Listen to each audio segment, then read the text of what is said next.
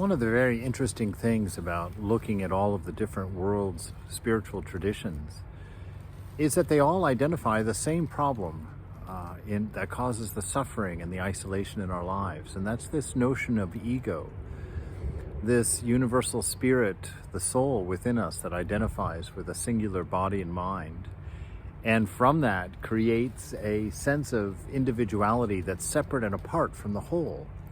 Even though logically, when you sit and contemplate for a moment, you can see that none of us is separate and apart from the whole, that it requires the state of the entire universe to maintain the state of any moment in a person or in everyone. And one of the notions of this ego is to combat this isolation, this smallness of identifying with the particular, is a longing for greatness, a longing for being better. And it does that in many ways, by collecting things for itself, but also by diminishing others, or by, doing things for its own sake at the expense of others. And we've talked that this ego, since it has no real existence, it's just an idea within the mind, an identity within the mind, that it's always insecure, and how it's always trying to establish itself. And so it's always needy, it's always hungry, it's always wanting more. And I've been reading these series of essays by Swami Lokeshwarananda, and I've shared a few of them the last few days. There's another good one today, one that was titled Beware of Greatness. And that's exactly what he's talking about, is to beware of people who desire greatness with the wrong ingredients in there. It's wonderful to be great, and we should aspire to greatness in a noble way. And he says here, greatness is desirable, but it must be the kind of greatness which reflects itself with humility and in its thrust toward helping others.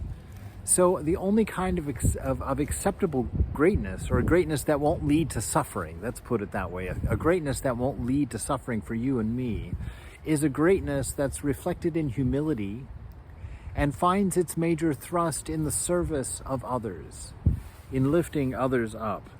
He says the world owes much to great inventors, scholars, scientists, and writers, but it owes more to those anonymous, humble men and women who, by their goodness and by their sacrifices, they daily make and sustain society.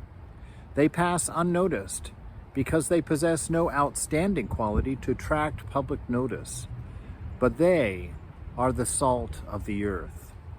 It is wrong to say that a country is known by its great men. A country is known by its average men and average women. If they are good, the country is good. If they are quiet and humble, also good, intelligent, hardworking, and selfless, that country is indeed great.